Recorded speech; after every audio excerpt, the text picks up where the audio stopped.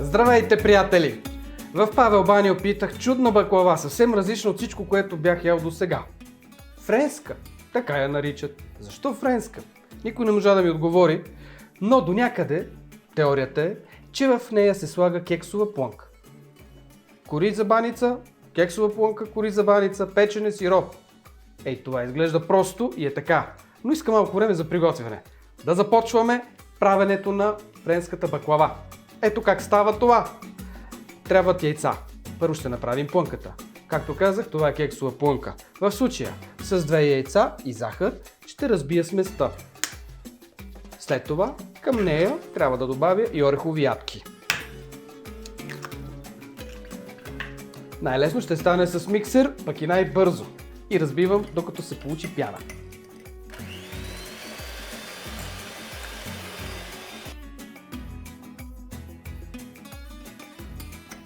Три минути и половина.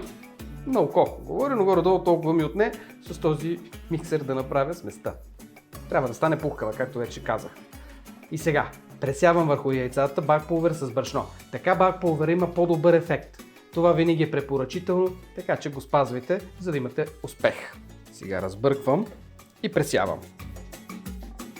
Специалният вкус на баклавата идва от канелата в смляно състояние и я прибавям при останалите съставки. Ей така, разбърквам още веднъж. И тогава продължавам разбиването, но за кратко. Колкото да смеси брашното с бакпулвера и яйцата. След прибавяне на брашното, разбърквате за кратко. Иначе не е добре, когато се бърка дълго време, каквато и да е смес с бакпулвер. А сега остава да сложа орехови ядки и съм готов с половината задача. И сега накрая сипвам малко олио. Аз по принцип ще използвам мазнина и за намазване на корите, но мъничко трябва да има и тук. Ето това е, което трябва да се получи. Един сравнително гъст крем с орехи, канела и много аромат. Може да ползвате пакет с 400 грама финни точени кори или с 500 грама. И така, слагам 2 кори и нанасям малко мазнина.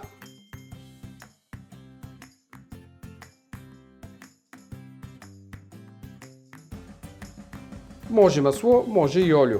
Ей така, просто напръсквам. Да не е много.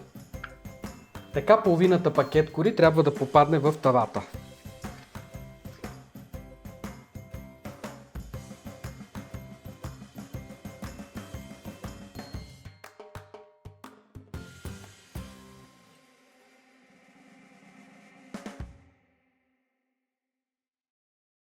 След като половината кори са вече в тавичката, слагам плънката, която така старателно приготвих.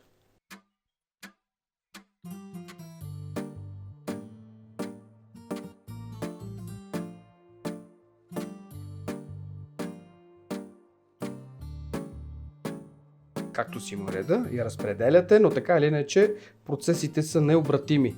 Яйцата набъбват и от само себе си изпълват тавичката. По същия начин вземате още 2 кори, слагате, намазвате с олио и така, докато приключим пластовете редене на кори. Разбрахте какъв е принципа? Кори, олио, в средата на половината кори слагаме плънка. Последния ред кори надиплям, за да бъде малко по-красива баклавата, по-рошава. След като я намазах с олио, пека. Температурата е 175 градуса при условие, че ползваме въртящия въздух, конвекция. Ако е само горно-долно печене, тогава увеличете на 180 градуса.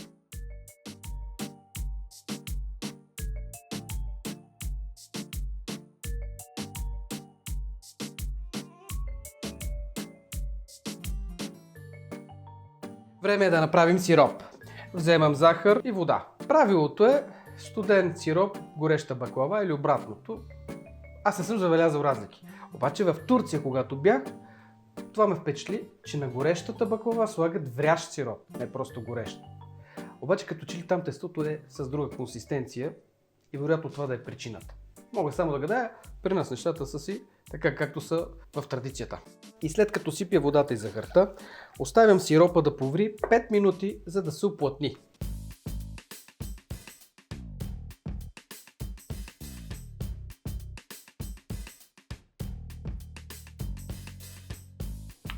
В края, когато сиропа вече е охладен, ще сложа и ванилията. Капсулата е една, ако е на прах две ванили, ако е под формата на ванилова захар едно пакетче. То е една чайна лъжичка за улеснение.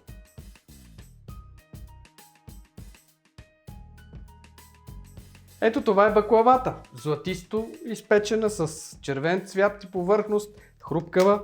Сега, много е важно, преди да я залея с охладения сироп, да я нарежа на парченца.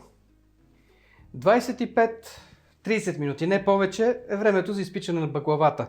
Още докато режа, усещам, че ножа излиза сух, което означава, че плънката е изпечена. Това е най-важното. И сега поливам.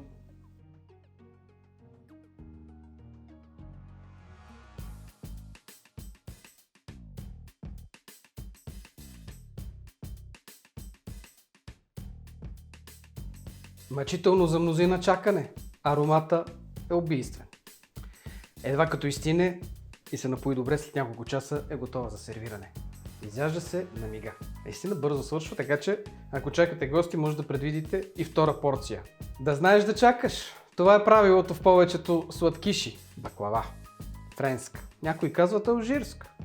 Вероятно, някои арабски жители на Париж са смесили кекса с любимата си баклава и така се е получила рецептата.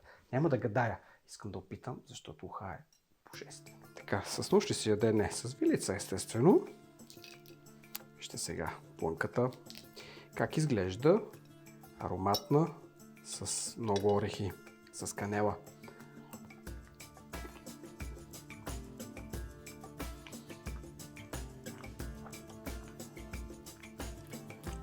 Mon amour. Просто е прекрасна. Нямам какво повече да допълня. Коричката остана леко хрупкава, сочна плънка и сиропа е деликатен. Аз не обичам баклави, които ми залепват за гърлото от сладост. Това е.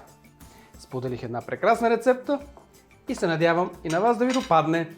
Има още много сладкиши, български и чужди, които си струва да бъдат опитани поне веднъж. И баклавата е сред тях. Довиждане и до нови срещи!